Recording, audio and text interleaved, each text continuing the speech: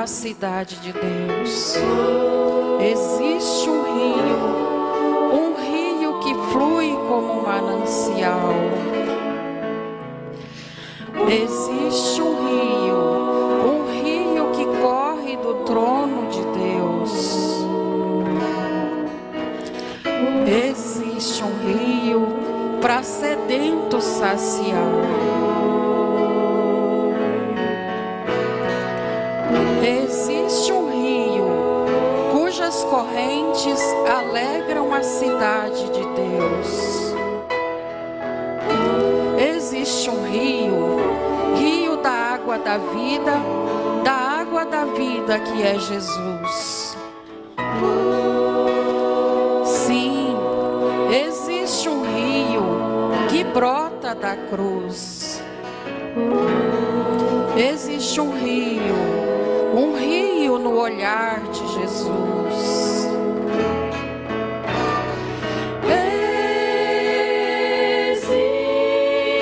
Existe um rio que brota da cruz. Existe um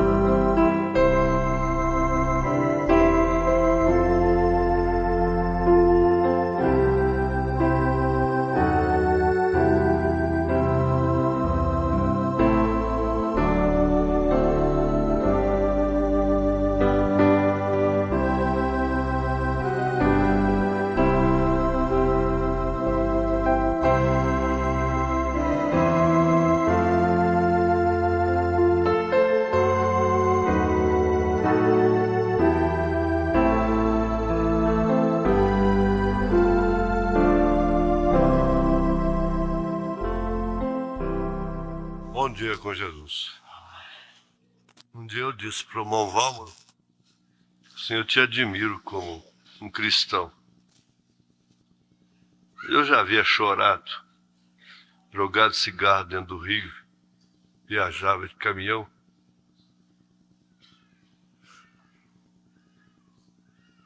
Jogava no fogo, chorava, não tinha jeito. Naquele dia, um domingo, o irmão Valmo chega lá e disse: você diz que me admira como homem de Deus, então vão na igreja comigo hoje. Alegrei-me quando me disseram: vamos à casa do Senhor. E lá, o reverendo Variz, Antônio Variz Júnior, pregou um sermão, tinha um sermão muito romântico, muito bonito, um grande pregador. Ele não tocou em nada de fumo, não falou nada disso, vocês já conhecem esse testemunho. Mas antes de entrar na igreja, eu escondi o cigarro na grama do jardim, lá em frente, na Rua 7 com a Parnaíba, uma das primeiras igrejas de Goiânia.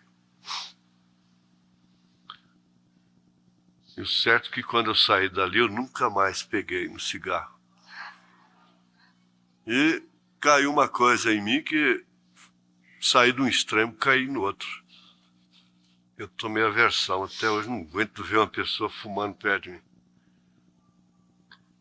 E na praça onde é o Paternon Center, hoje era um mercado municipal.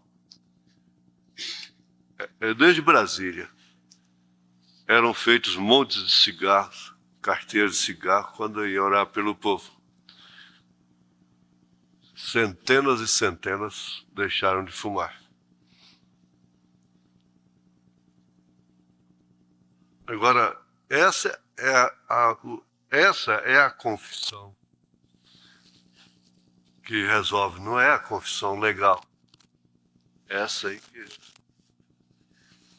que abre os portais eternos. Nós vamos chegar à conclusão que esses selos aqui, vendo o que eles têm para a vida prática, porque na verdade o primeiro selo já é história, mas cada um deles tem conteúdos, contém mensagens, substâncias que acompanham a igreja até o fim, como males também que acompanham a igreja. A sétima era reúne todos os males de todas as eras passadas. A sétima era. Agora, a sétima era reúne também em si todas as virtudes das eras passadas, para formar assim a estatura do varão perfeito, que é composta de 7 degraus. São Pedro mostrou ali: fé, virtude, conhecimento, temperança, paciência, piedade e amor fraternal. Você vê que cada era daquela ali trouxe uma característica, uma virtude dessa de uma maneira especial. A era de Éfeso, que foi Paulo, o mensageiro, foi a fé, a era da fé. Depois veio da virtude, depois veio do conhecimento. Pérgamo, né? Temperança, Tiatira. Paciência foi em Sardes, e piedade na era de Filadélfia, e essa agora é do amor fraternal, que nós estamos vivendo. Reunindo, então, a pedra de coroa, o acoplamento disso, reúne em si todas as virtudes. Mas eu preciso que alguém diga qual foi a tônica. A coisa aonde o Espírito opera, né?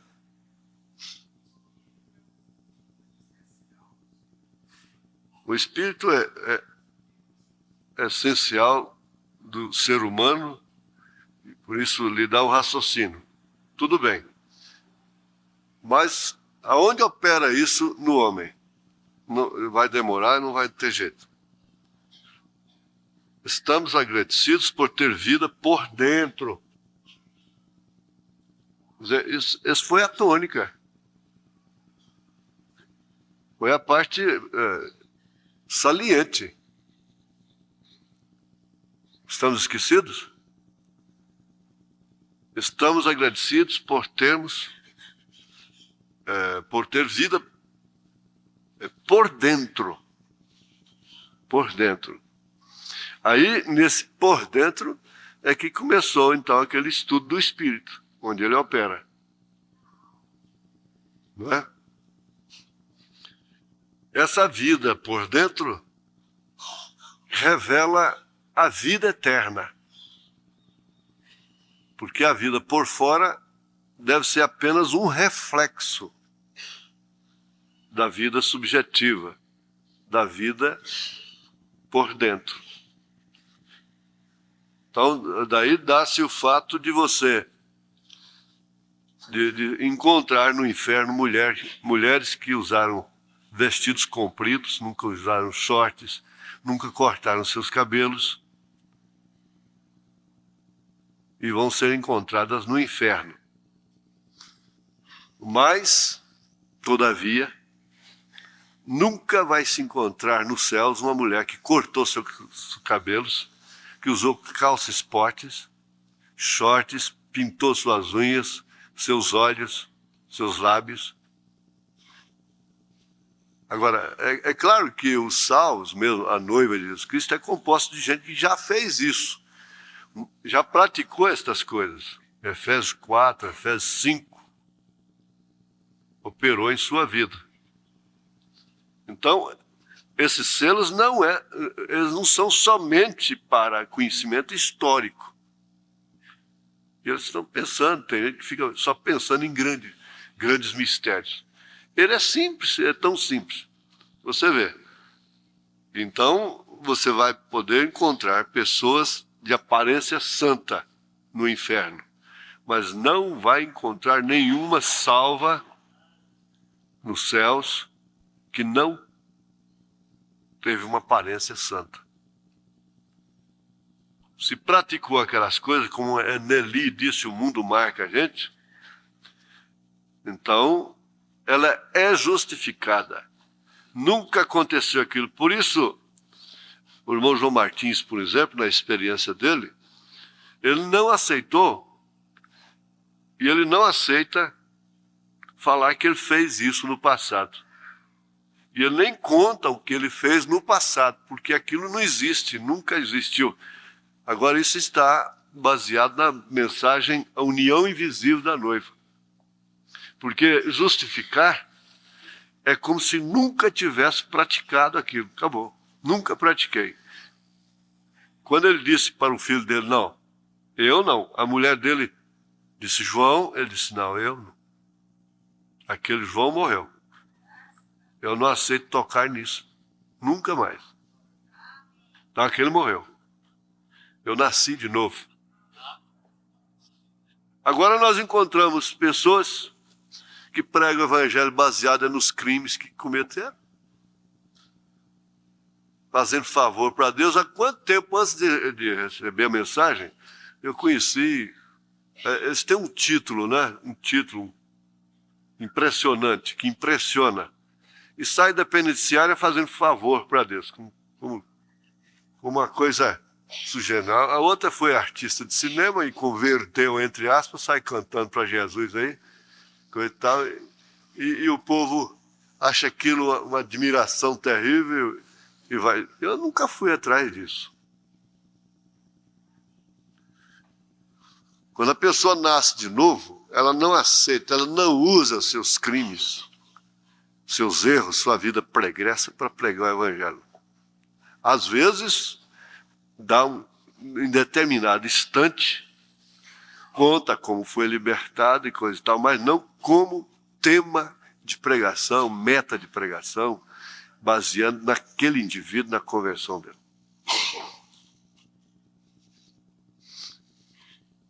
Então, não fui eu, ele disse, quando o filho soube do passado do pai, na escola ele ficou sabendo, ele chegou em casa revoltado.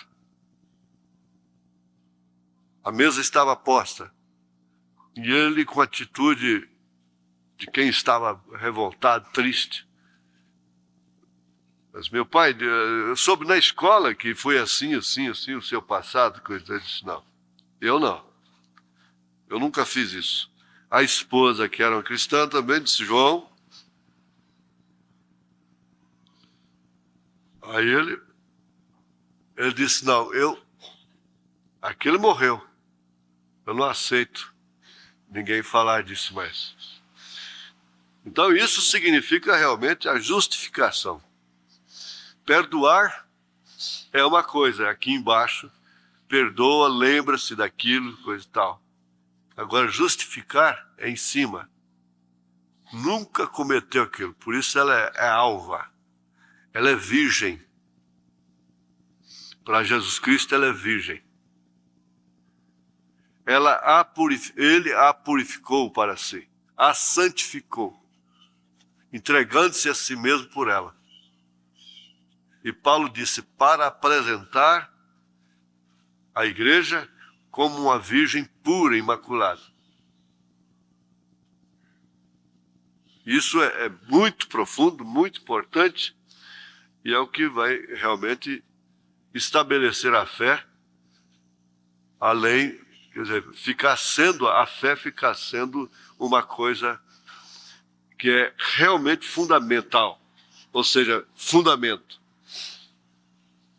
Vocês tenham paciência, porque eu nunca peguei um resfriado, uma coisa assim, para durar tanto e me castigar tanto. Alegrei-me quando me disseram: vamos à casa do Senhor. Sempre é um grande privilégio vir e estudar a palavra juntos. Veja. Por quê? Porque assim nós podemos obter a grande esperança. A esperança dos santos. No sentido daqueles que esperam no Senhor. Então, estudar a palavra juntos aumenta coletivamente, em concordância de espírito. Isso forma uma força espiritual, por isso que você não deve assistir um culto. Ninguém deve assistir. A pessoa deve participar do culto, dedicar o culto. Não é assistir. E ficar esperando tudo do pregador. Mas ali estamos em uma unanimidade, numa só fé, num só Espírito, num só Senhor, porquanto estamos também no mesmo batismo. Esse batismo foi em nome do Senhor Jesus Cristo. Paulo foi batizado, invocando o nome do Senhor. Batizou Pedro também, em obediência a Mateus 28, 19. Então, é um privilégio. Agora, se você for estudar isso, raciocinar, você não vai... Porque há muitas pessoas, irmãos, que vêm à igreja para prestar um favor, às vezes para o pai, para a mãe, quem sabe, para o marido. Vem como uma pessoa que tem que ser tratada de uma forma especial. Olha, eu vou falar para vocês, Deus não deu esse privilégio. Deus deu o privilégio para o ilustríssimo presidente da República, o doutor, professor Fernando Henrique Cardoso, ser presidente da República. Mas ele não teve o privilégio de estar aqui sentado no lugar que você está, nessa hora. Ele não tem o privilégio de passar na fila aqui hoje, tomar o pão e o vinho, e depois lavar os pés do irmãozinho. Isso é exatamente em cumprimento a 1 Coríntios, capítulo 1, capítulo 2. A igreja, cada dia que passa, toma consciência da sua posição, e por isso ninguém se sente desprivilegiado. Ninguém cai naquela murmuração de dizer: ninguém me ama, ninguém me quer, ninguém me chama de meu amor. A vida passa, eu sem ninguém, ninguém me abraça, nem me quer bem. E se torna numa vítima interna, uma vítima de opinião, da sua auto-opinião. Ninguém gosta de mim na igreja. Meu Deus, eu tenho ouvido essas expressões. Ninguém gosta de mim na igreja. Ora, esse privilégio não é para todos. A palavra diz que não é para quem quer, não é para quem corre. É para quem Deus chama. O profeta diz: você sabe, talvez você tenha saído de longe. Havia pessoas que tinham viajado milhares de milhas para estarem naquela reunião. Ele disse: você sabe o que foi que te colocou aqui nesta reunião hoje? Foi a graça.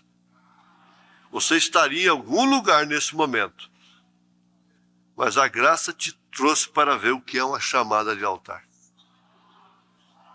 A graça te trouxe para ouvir estas palavras e entender que você teve um dos maiores privilégios de sua vida, é de poder vir à casa do Senhor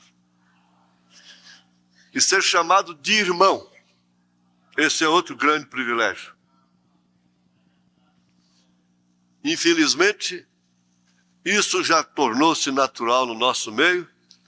Se referindo à irmã, é a Maria, é a Wanda, é a Holanda. Acabou a irmã. Acabou a irmã. E até mesmo entre pastores já entrou isso. O profeta diz na mensagem O Estranho que não deve ser assim. Mesmo de pessoas que perseguiam o irmão Branham, denominacionais, ele dizia: o irmão fulano, o irmão fulano, a irmã fulano. Mas isso vai consertar? Nunca mais. É como dizia a avó, falando da perdiz com a Jaó. Ela brigava com outra irmãzinha e ela dizia assim: bom, eu com ela, se ela for para o céu, eu quero ir para o inferno. Se ela for para o inferno, eu quero ir para o céu. Ficar com ela que eu não quero. Mais ou menos assim. E ela contava a história da Jaó com a perdiz. Então a Jaó dizia, ou a perdiz dizia: Jaó, vamos fazer as pazes? A Jaó respondia lá da caatinga, dizendo ela: eu com você, nunca mais. Não é a perdiz que respondia, né? A Jaó dizia: perdiz, vamos fazer as pazes. A perdiz respondia de lá: eu com você, nunca mais.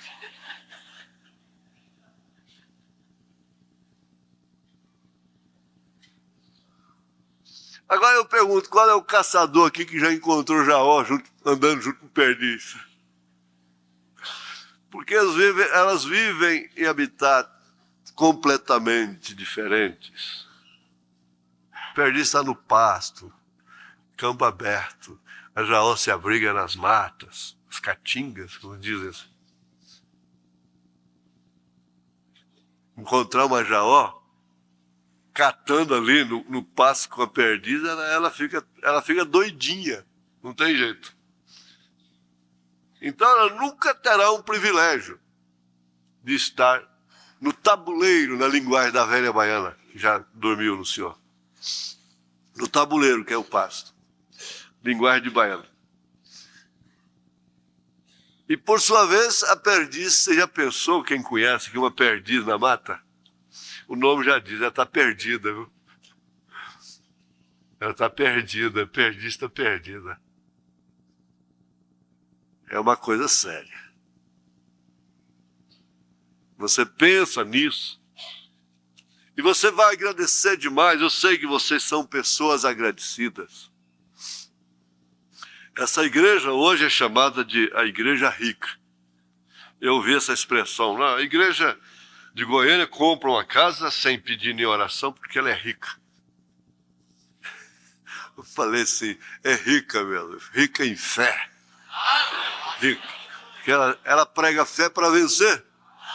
Ah, é mesmo, aí tá certo. Ela é rica. Rica em fé para vencer. Afinal de contas, esse slogan ainda não perdeu o sentido. Não perdeu a sua substância. E nós só podemos vencer mesmo, vai ser pela fé. Porque nós temos a fé no Filho de Deus de uma forma correta. E essa é a fé que vence o mundo.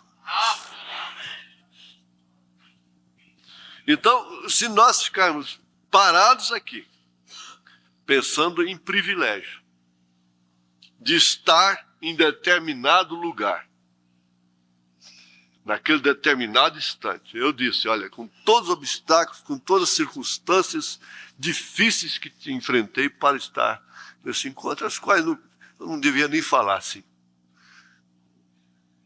Parece que soa uma automisericórdia, uma coisa assim, um heroísmo. Heroísmo o quê? Um privilégio de estar lá naquele plenário naquela hora.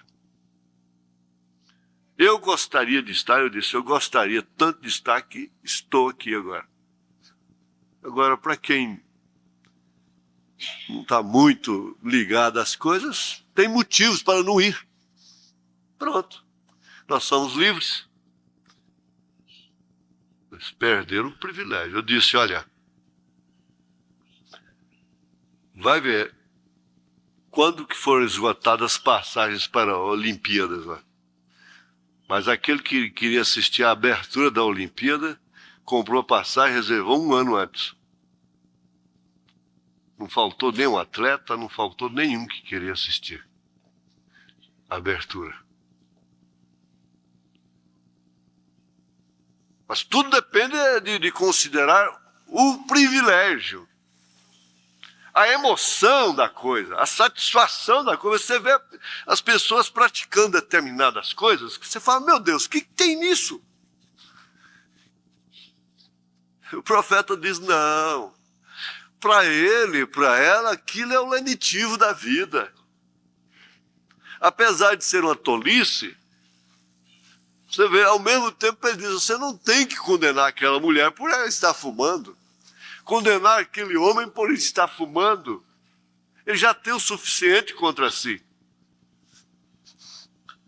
É que ele não conhece uma coisa melhor.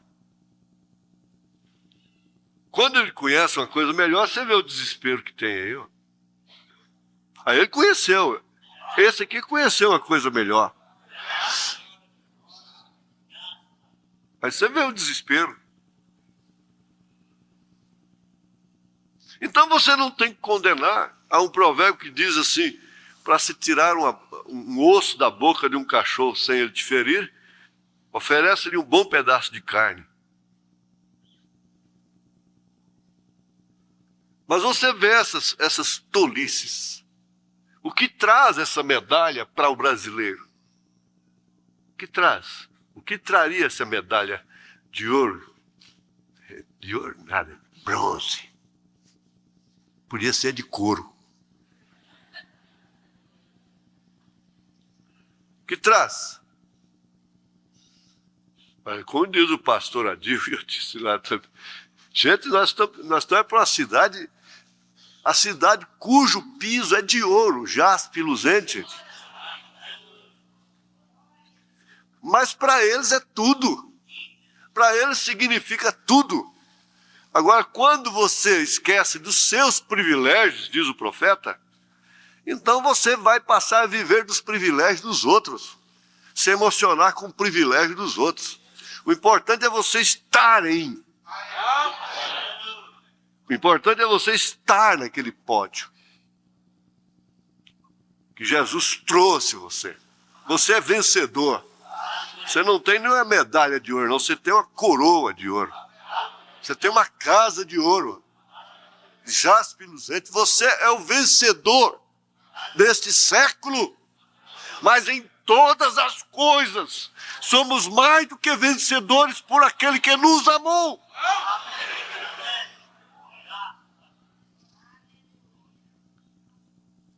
E aí está você. Por isso que nós temos obtido essa esperança. Olha, nós podemos cantar, nós podemos louvar, nós podemos dançar aqui no Espírito, nós podemos fazer até uma bandinha de música aqui. Por quê? Porque nós não temos esquecido esse grande privilégio de estudar a palavra juntos. E nos estabelecermos nesta esperança. A esperança dos santos. A esperança da glória. Que é Cristo em você, a esperança da glória. Por dentro. Porque aquela experiência, veja que aquela experiência é tremenda. As bicadas do sabiá não estragam a manga, a fruta, a maçã. A bicadinha ali você tira, corta, come tranquilo.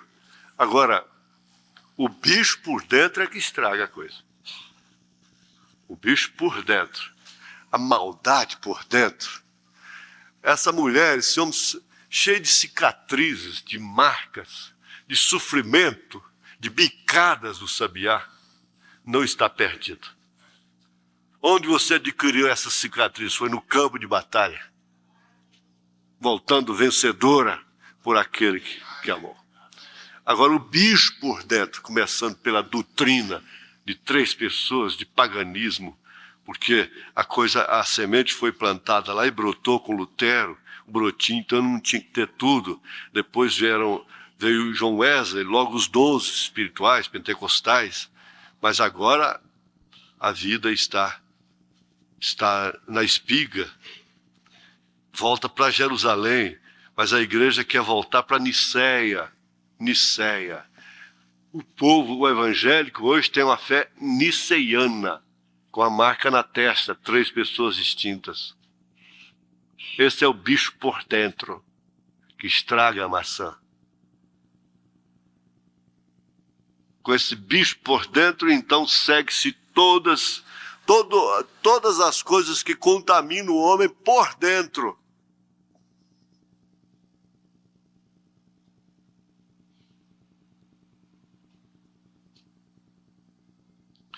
Confio que vocês gozarão da promessa do Espírito, como tem acontecido durante a revelação destes selos. Confio que vocês estão gozando do Espírito. E você vai pensar, a hora que você deitar, a hora que você se pôr na mesa, com seus filhos ao redor, sua esposa, é um privilégio ser um esposo, é um privilégio ser um marido, ser um pai, é um privilégio ser uma esposa, é um privilégio ser uma mãe, é um privilégio ser um cristão. Fiquemos de pé. Vamos ficar de pé.